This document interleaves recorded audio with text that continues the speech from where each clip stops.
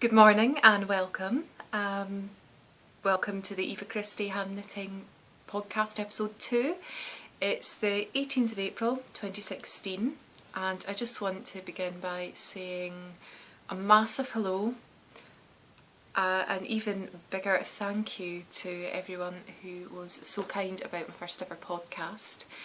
I am completely blown away by the fact that I have 19 subscriptions and 113 views just before I started recording this today. It's more than I could have ever kind of imagined. To be honest, I thought my podcast was completely going to bomb. Couldn't imagine who might kind of watch all the way through and to be so kind about it. So it's given me a massive boost to my confidence. I've obviously got to keep going now, I can't disappoint my fans. So huge thank you, and thank you to everyone who commented as well. Really sweet comments and certainly stuff to build on as well. So obviously if I've got this number of subscribers and viewers, then this is something that I can work with and I can build, and we can make this even better and maybe look towards sort of knit-alongs and possibly giveaways in the future as well. So let's keep working on it together, okay? So just to begin with, I have no new yarns purchased this week. I've been very good. I am trying to work through my stash at the moment and do a lot of stash busting. So no new sort of prettifuls to show you to kind of whirl about at the camera, but I do have some lovely finished objects to show you. So first up is probably the most commented on yarn that I've had. So if you did watch last week, you will probably remember this beautiful here. So this was my Rusty Ferret that came from Fluff, which is a little independent yarn boutique in Dundee, which is run by Leona. She's an absolute sweetheart. I love the logo, it's absolutely brilliant. She hand dyes this as well as having more sort of slightly more commercial yarns, but they're all top-notch things. So this was Doll 4-ply in Delusion, which was 75% superwash merino and 25% nylon. You get about 400 metres for your 100 grams. And here is the hat that I was knitting last week. So as you might remember, it kind of pulled very interesting down the front, and I've just put that towards the front of my hat there. So really nice soft beanie, great stitch definition. I love the way it's kind of gone in. It's kind of self-striped quite uniformly, but it's kind of pulled in splodges of colours as well. It's just absolutely fantastic. I love it, and I can't wait to get my mitts on some more lovely Rusty Ferret. Okay, so that's the first one that's off my needles. This one should have featured in finished objects last week, and I completely forgot about it until I stopped recording and thought I should have put that in. So to begin with, I'll show you the yarn. This is something that I started knitting with on the day while I was there at the East Central Scotland Guild of Spinners, Weavers, Dyers. I've probably got the order of that wrong, so please forgive me. This was quite an interesting 4-ply. This is Superva, and their Las Vegas sort of run. It's a 4-ply, and it's a superwash. So we've got 72% virgin wool, 24% polyamide, and 4% polyester. And you can see it's got sparkles in there. It's like, actually, I don't know if the camera's picking up, but it's like a red orangey sparkle. So these ones don't actually have colourways as such, it's just kind of known as colour number 1 in this range, and sock yarn hats have been my thing at the minute. They're always really popular.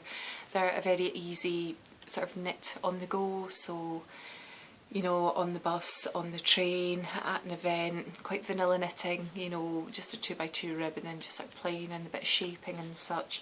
I've been known to knit in queues, if a queue at the bank or something like that's getting quite big at the post office. This is a good one to just keep the wool in your bag and keep knitting while you go. So here we go. This is what it looks like finished.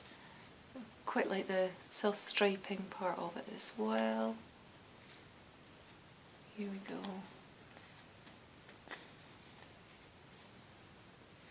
So really quite happy with how that's turned out as well. I'm not a massive fan of sparkle yarns. I find you can kind of take them or leave them, but it was quite a nice one to work with, and I've worked with some of the Supervet stuff before, the sock yarns, and they're like a single ply and very sort of snaggy on your needles. I'm not the biggest fan of it, but that was quite nice to work with.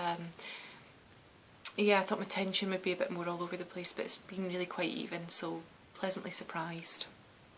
And the other item that I've got off my needles at the moment has been a charity knit. I don't knit as much charity as I used to. It's just a sort of a time constraint really now, having my own business. It's knitting to kind of run. There's sample knits. There's so much to do, but it is nice to be able to give back when you can. So to that end, there's a massive appeal running in the sort of the city that I live in.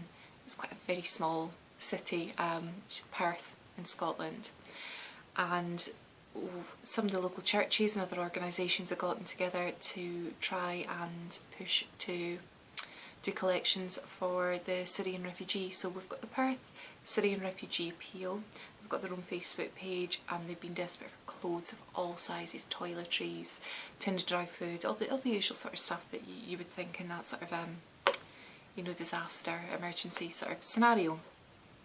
And I've already handed up pairs of fingerless mittens, hats, scarves, cowls, all that sort of stuff before, and I just did an extra one. I had a bit of travel knitting to do this week, had a hospital appointment myself doing Dundee, so that's sort of 35 minutes, 40 minutes on the bus there and back. And during that time I managed to get half of this hat done. Now this is acrylic. Acrylic has its place.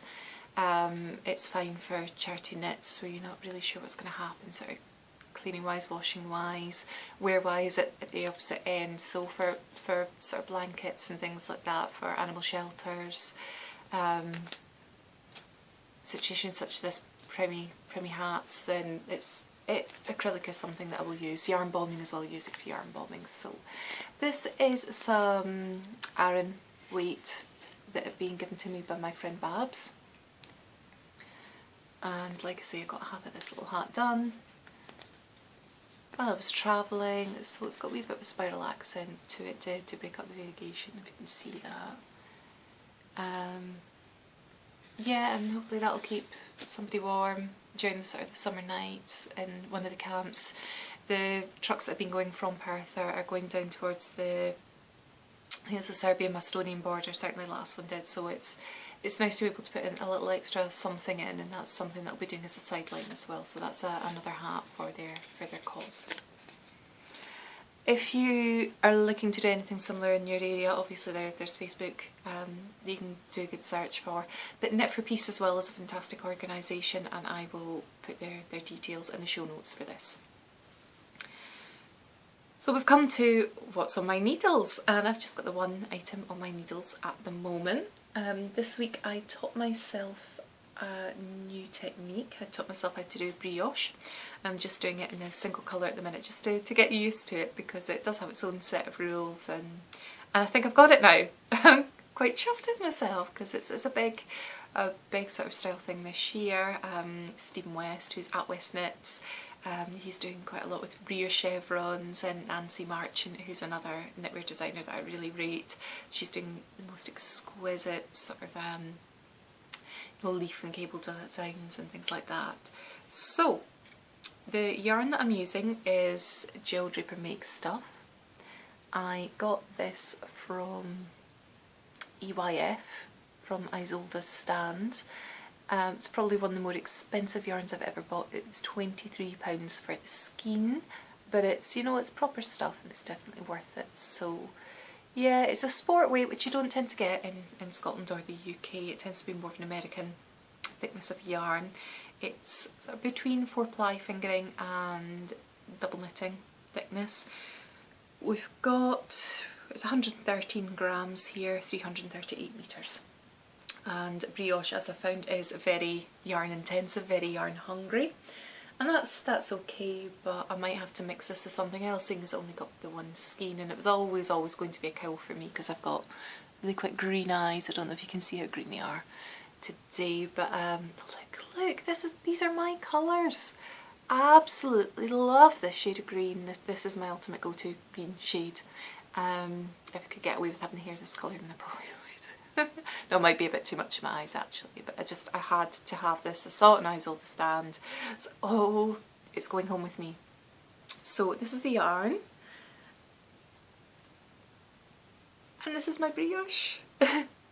So it is quite mottled because it's a hand-dyed yarn.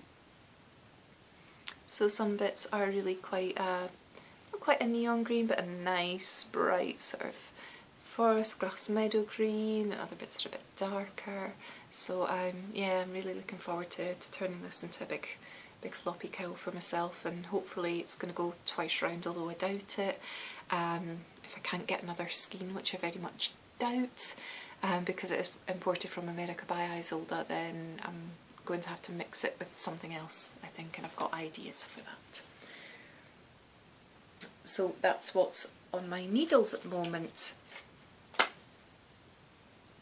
I've been reading as well, and I need to say that I was very disappointed with this as I continued. I spoke about this book last week. This is Brewer's Rest by Jess Smith, who is from the Scottish travelling community. I thought it had lots of promise for just really fantastic storytelling, and do you know what, I could have predicted what was going to happen the entire way through. I don't really like that. I like to be surprised in the novels that I read, and I just kept with it thinking, do you know what, it's going to get better. It's going to get better. Yeah, the heroine's very, very predictable. Don't really like the way that she spoke as such a lot of the time. I know she was a very young woman, but really quite childish in a lot of her behaviours, and it just started wearing thin. It's like, come on, with everything that's going on in your life, you maybe need to grow up a little bit. Some rather stomach-churning bits concerning hedgehogs. Didn't like that, and I'm pretty used to reading some very gruesome stuff. The most gruesome thing I probably read was quite a lot of Bret Easton Ellis, which I thought was bad, that and Irvine Welsh, until I read The Wind-Up Chronicle by Haruki Murakami, who is a favourite author of mine. Once you've read the fleeing incident, yeah, that's stomach churning. that I think that's kind of become a benchmark on how gruesome is something in fiction to me. This, I don't know, the storyline in particular with Bill Buckley just wore thin. We're so thin. Really? Come on, give it a rest. Are you just trying to pad out 300 pages or so? It could have been done so much less, and went on a complete different tangent when she goes over to Ireland for a while, and just, oh, yeah. And then to top it all off, as you get to the end, it's like, okay, well that's the book finished. There's some good points, there's some bits, but then we finish it off by this postscript, you know, because it was a story that was supposedly told to Jess Smith, and then she's kind of like fictionalised it a bit more herself. And then kind of made out that, you know, is it possible that the two main characters in this were actually real people after all? Do you know what? Keep it as a story or make it a real life account. Don't kind of blur the veil. That just, there was no need. Absolutely no need. I don't like being particularly negative in things, but this, I would give this a miss. There's much better in the genre out there. So that's over, and I won't be revisiting it. So the other book that I've started reading is this. This is Ali Smith, The Accidental, and I've got high hopes for this because another one of my favourite authors ever, in fact my favourite author for my favourite book ever, is Jeanette Winterson, and Oranges Are Not the Only Fruit. It's absolutely hilarious. It's all been quite a tragic story, so you should definitely go and have a read of that. Yeah, she rates this book, this novelist, who I found out was born in Inverness. That was a nice surprise. And yeah, this is an old, sort of withdrawn library copy that I've had sitting on my shelf for a while, because I have over the, oh goodness knows how many years now, I've been working my way through the 1001 books you must read before you die, and this is one on it. I must be around about 230 books down on that, which is it's quite a good chunk, almost a quarter of the way through. But I do kind of do books off that list and then kind of intersperse it with other things that have been recommended to me or I've come across that I think are quite good. This one's been shortlisted for the Orange Prize for Fiction 2006, the Man Booker Prize, the James Tate Black Memorial Prize, and it actually won the Whitbread Award. So sometimes it's a good indication of a good charm. Other times it, you know, it can be just sort of so polluted and things. One of the books that I found that was probably just the most upped and kind of spoken about, going, oh, one of the best books you'll ever read, you've got to read this, was On the Road, Jack Kerouac. What was the point? I was bored senseless. I actually had to put the book down for a couple of months and try and plod through it. I was just bored. So bored.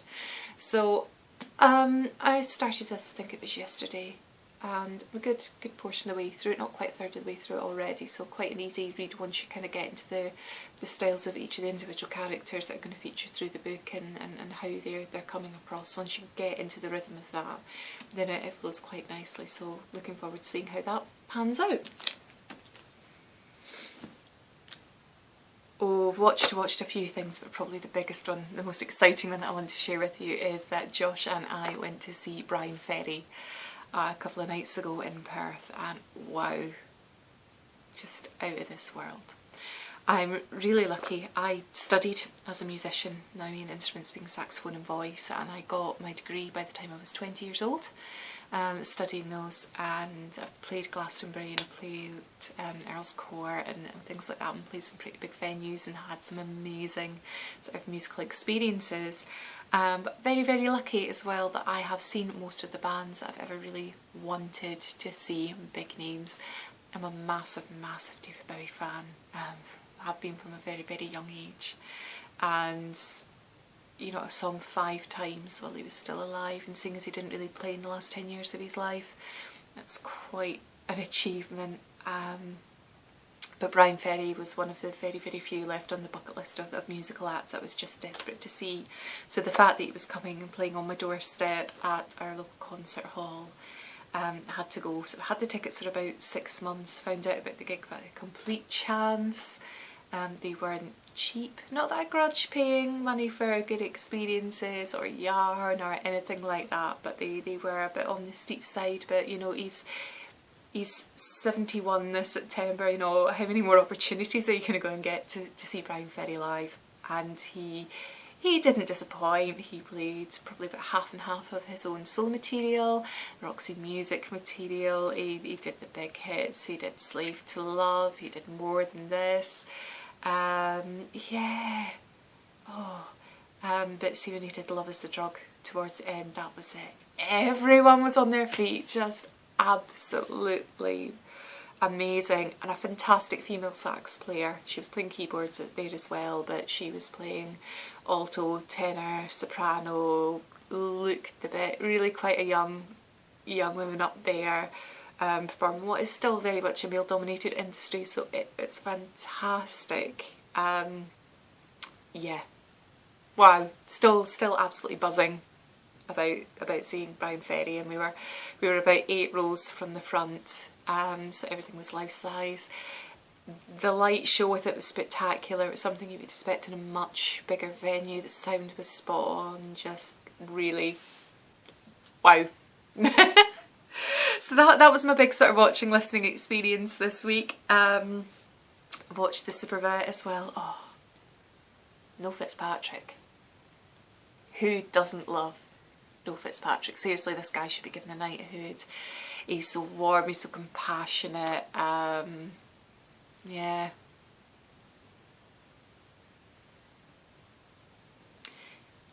It's just, it's not a job for him, it's a complete vocation, and to see what he's doing, you know, we really should be adapting all these technologies as well to humans and working together in all these one medicine, and yeah, totally on board with that. So we do love a bit of Noel.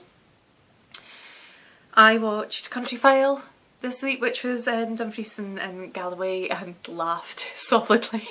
Just how bad the weather was. It's like, yeah, welcome to Scotland. This is the weather. It was probably worse the fact that they were out in the moors and really quite sparse land where they were, where they still filmed it. And chatting away to Josh about it, went, do you know what? If it wasn't for the fact that the camera crews were up and everything, they would not be working through that. That is so extreme. It wasn't just a little bit of rain, it was proper stormy weather. I've been dipping in and out of various soaps and things as well, just finding out what's going on. It's background nonsense. Watched a couple of old episodes of The Royal, quite like that sort of vintage drama sort of thing, daytime, just to kind of feel me through and go, right, that's another hour's knitting. If I sit down, I've got this in the background. And the other really sort of what I thought would be interesting to watch was what British Muslims really think. And to be honest, it's like what it says in the tin, what you would expect, just a big piece of sensationalism from Channel 4. To be honest, my brain just kind of switched off part of the way through. It's like they're just trying to blow a lot of things up and out of proportion, I felt. Although there was one fact that really quite stumped me now from what they did, the way that they kind of, policed isn't the correct word, but the way that they kind of validated the report by questioning so many thousands of British Muslim population. They measured it against so many of the sort of non-Muslim population have obviously got their own belief systems and individual and such, but the one thing that really hit and surprised me that they claimed was that 1/6 of the British Muslim population want some degree of Sharia law, and if I heard that correctly, that worked out to about 500,000. So I felt that was a bit concerning, but you know, we really should have a lot more sort of interfaith work and that sort of thing going on within Britain, I feel, anyway, and a lot more sort of understanding and respect of everybody's sort of practices. It's the only way forward I can really see. I've been listening to other things as well. I've been listening to various podcasts. So I listened to the Knitting Expat podcast, episode 55, the Periscoping Sisters on Skein 1, the Geeky Girls Knit episode 188, and Cheynecast Courtesy episode 2. Cheynecast is written by Graham Cheyn, who is a very good friend of my partner Josh. Josh actually featured on one of the episodes not so long ago, so I like to go and have a wee nosy and see what's going on there and just kind of keeping abreast of things there. And I also listened to Twitch and Stitch episode 10. And if you bear with me a wee moment, I can hear one of my cats at the door, so I'm just going to pause it and let them in, or the door will be scratched down. So just 2 seconds. Sorry about that. Right, helpful knitting cat with me here now. I have got my firstborn, Smeagol, who's making a noise at the door, and she won't take no for an answer. Hello, you coming up onto my lap? You coming up? I've not got much longer to go now, sweetness. Are you needing? You needing? Yeah, so thanks for bearing with me through the podcast. Thanks for excusing the little pause there. You hear her? I'm not quite sure she's lighting over the camera to pick it up. So that really just leaves us with how to interact with me, which I'd love you to do. I've had some lovely comments on the last blog posting. But remember please that you can follow me on Facebook and Tumblr. I am Eva Christie Hand Knitting. I'm on Twitter, and my handle for that is @EvaKnits. And I've got email as well, which is evachristyhandknitting@gmail.com, so you can interact with me in any of those ways at all. I'm on Ravelry, but I don't tend to post up anything up there, or sort of like interact in any of the groups. It's another thing to kind of do that kind of I feel kind of really eats into my knitting time. I think as soon as you go on Ravelry, that's it, your day's gone.